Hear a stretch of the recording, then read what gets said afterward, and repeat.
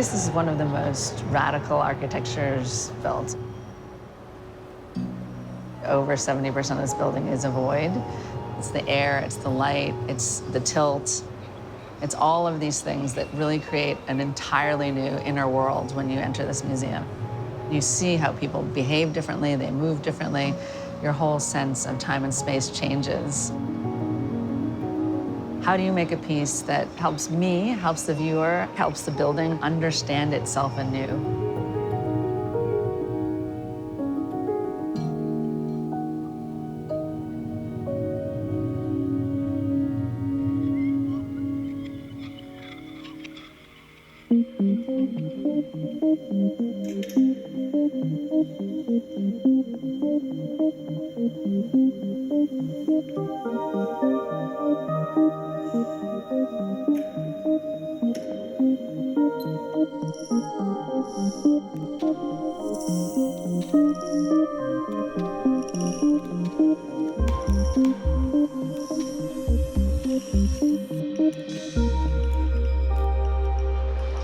When you come up here, you start to see this thing called the River of Images.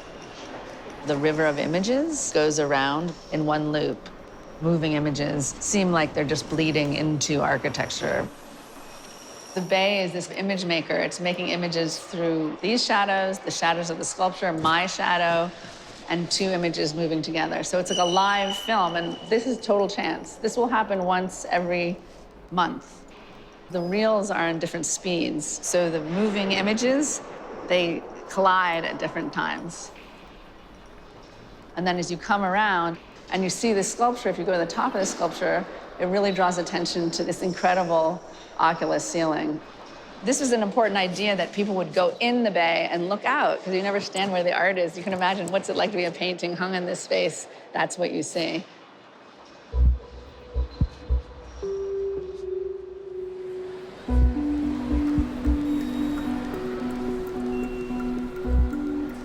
I used very mundane materials to really push at that question of how you imbue value in inanimate objects. People are very careful around the work. There's a sense that any wind could just topple it. That's really the cusp that I'm interested in meeting, where things are right at the point of coming together, but really at this fragile point where you could imagine them falling apart at any time. Looking at it, you can try and trace a history of how it's made. It's all there for you. You can see the clamps, you can see the props.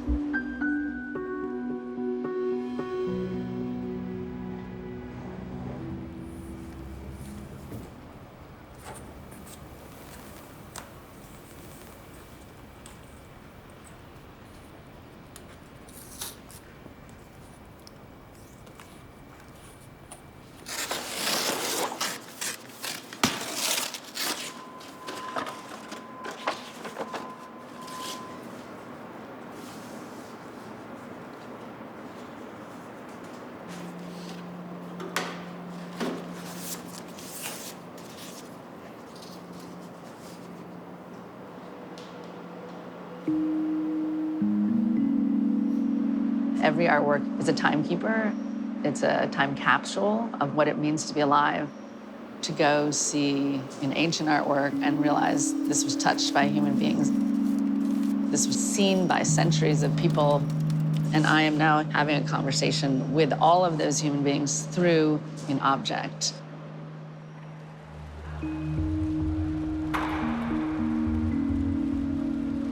Anything in this museum is here because hundreds of people have shepherded that work through.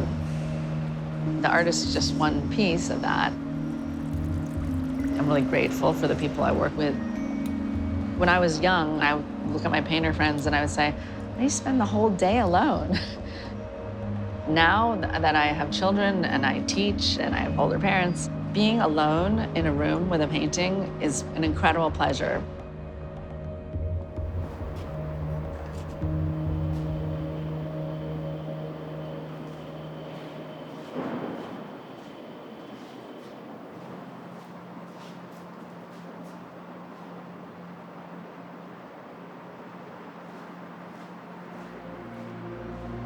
For this show, I wanted to only have paintings bigger than your body. The paintings became portals to interior landscapes. They tell us about how we see inside our heads, how memories are collected, how they're lost, how they are misinterpreted, reinterpreted. There's a longing for interior images because there's so many exterior images that balance has changed. Like in my generation, if you asked me, like, what did you look like as a child? There's like 4 pictures that my parents framed and they put on the wall, and that's what I think I looked like. You know, with my children, there's, a day there's 70 pictures. We have a really different sense of the image.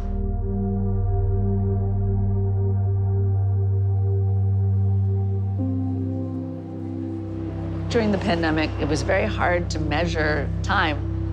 For most of us, our serendipitous interaction with people was cut down dramatically.